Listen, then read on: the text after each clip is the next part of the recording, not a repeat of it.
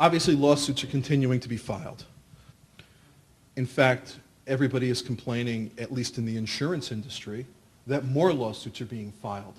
The attorneys are afraid of losing out on that client, so they don't wait the 2-year statute anymore.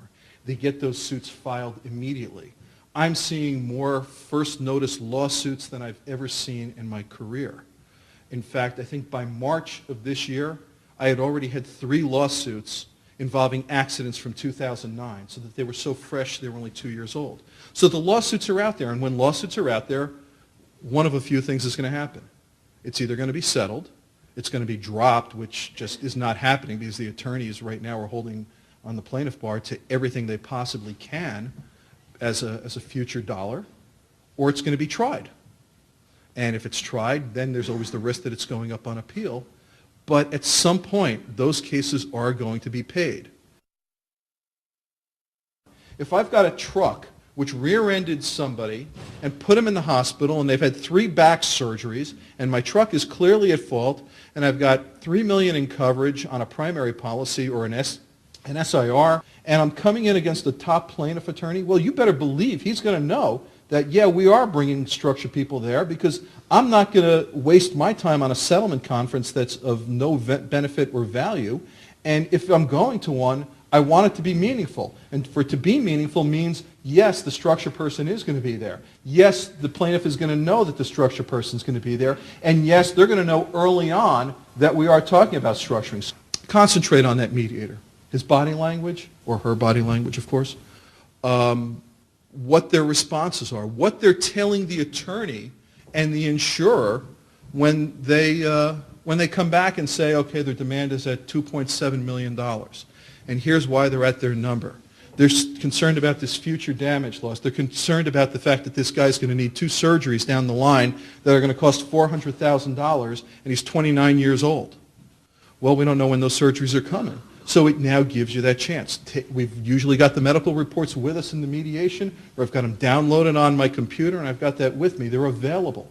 You can look at those reports and see when it's forecast that those surgeries are going to be necessary, so you can tailor that product and give it to the mediator and say, okay, they're looking at a surgery 5 years down the road and another one 15 years after that. Maybe it's a total knee replacement, something like that. Well, here's numbers. That if they structure X amount of money right now, is going to pay for that first total knee and then that second one 15 years afterwards. When I'm in a mediation and we're talking about those kind of numbers, if I've got one of you in the room, you're not just there to take up space. I want what you think and what you say. I want to hear it because, you know what, we all miss something. I never claim to be perfect. The insurer or my clients never claim to be perfect, and you may hear something that we've missed.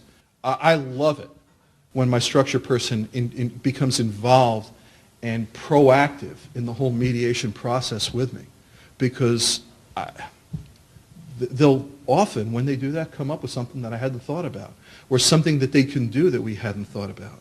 Every time I have a mediation, I make sure that I meet with my client or the insurer beforehand. I want them to know who we're dealing with, what the mediator's like. Is he conservative? Is he defense-oriented? Is he plaintiff-oriented? Is he somebody who generally tends to snub his nose at a structure? Is he somebody who's generally working with them and is warm to the idea?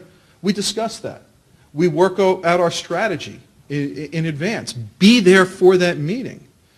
I never say no to when the structure person wants to be there for that meeting. I want them there, because this way they can hear what we're saying, what we're talking about, and what we're bringing out in terms of our strategy, where we're going to start, where we intend to negotiate, at what point in the process we intend to first bring up the concept of a structure and introduce it into the whole idea, and then where we expect to be at the end of the day. So you now know, so that you can get working on that and factor that into the other information. This way, you can be a big part of closing the entire deal.